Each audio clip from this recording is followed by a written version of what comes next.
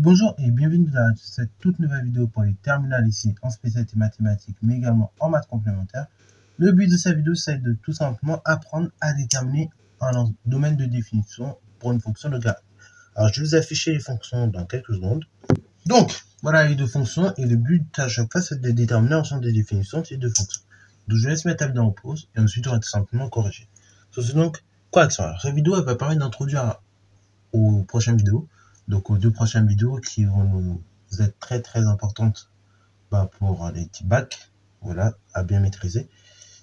Et donc, chose importante, très importante, un logarithme, je ne vais pas arrêter de répéter, mais pour qu'il existe, il faut que ce que vous mettez dans la parenthèse du logarithme, tout ça là, tout ce que j'entends en rouge, ça et ça, donc ces deux quantités en rouge, là, elles soient strictement plus grandes que 0. Sinon, ces quantités n'existent pas.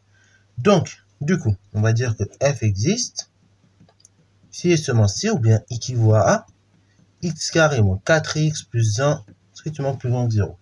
Et après, on enraye. Ok, on enraye. Après, vous trouvez les racines du polynôme, enfin du trinôme. Moi, je vais faire ça sous forme canonique. Vous commencez à avoir l'habitude. Mais après, vous pouvez faire ça avec delta.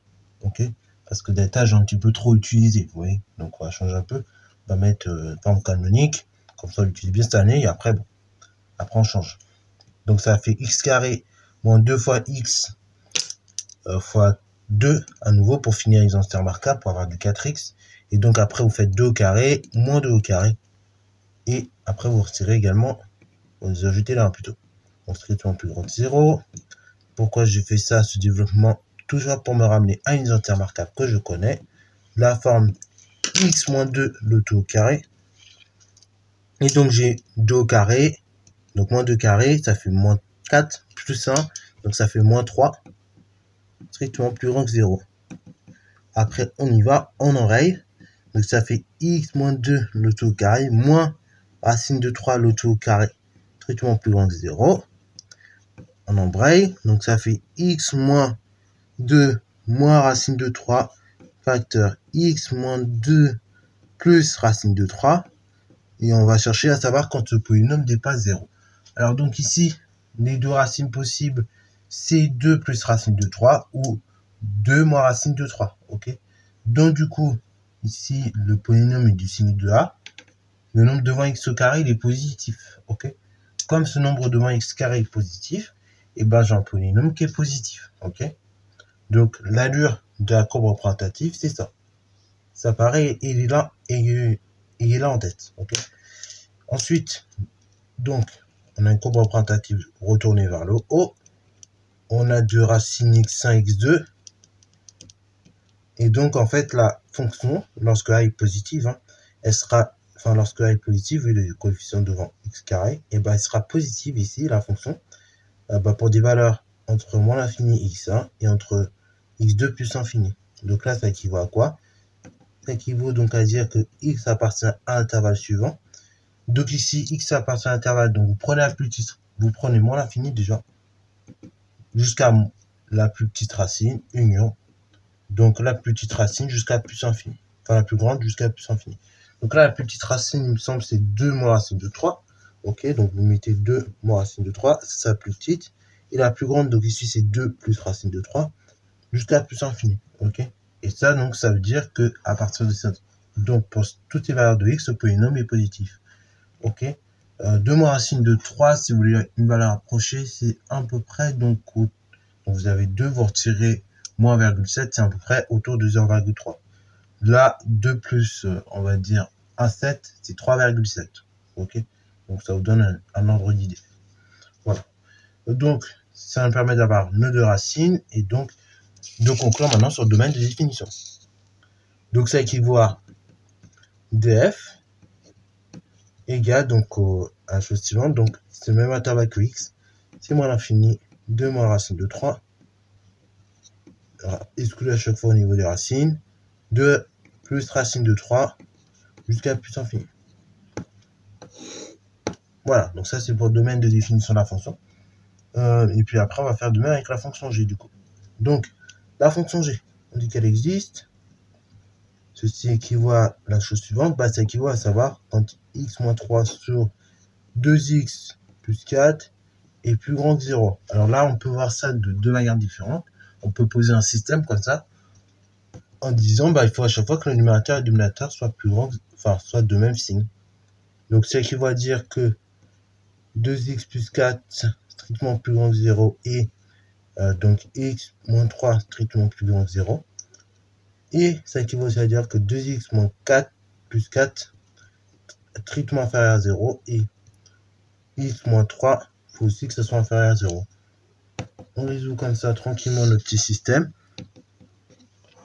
Et puis, on y va. Donc, on trouve x strictement plus grand que la chose suivante. Donc, là, ça ferait moins 4 divisé par 2 moins 2.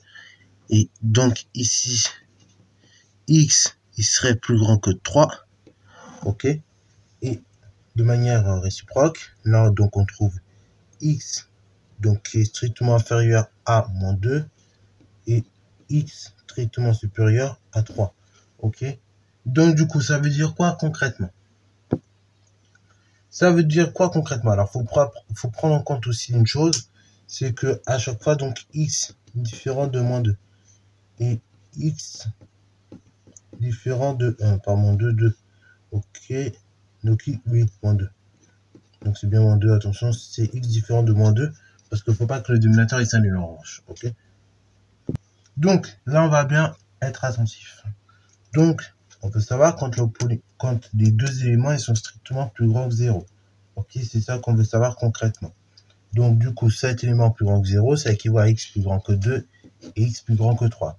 Conclusion, il faut être plus grand que 3 pour que c'est... Donc, conclusion, mais je disais, il faut être plus grand que 3 pour que ça et ça soient strictement positifs. Ok, ça sera strictement positif. Et là, du coup, ça a déjà entamé sa positivité, donc ça restera. Puisque c'est une fonction infinie.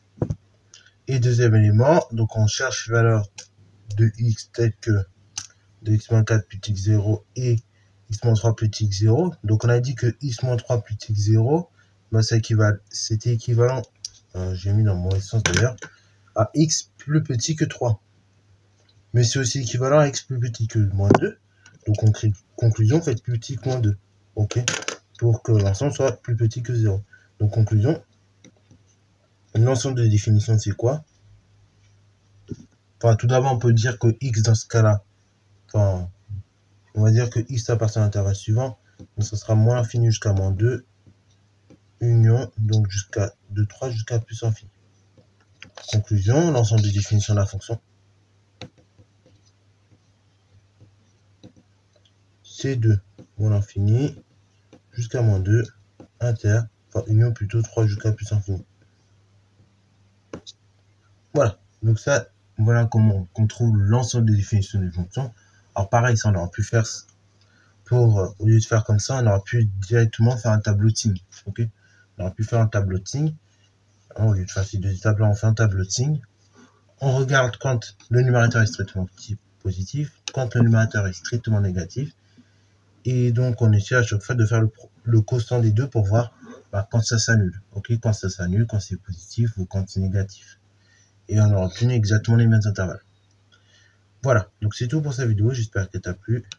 Comme d'habitude, n'hésite pas à liker, commenter et balancer toi en mathématiques et en sciences.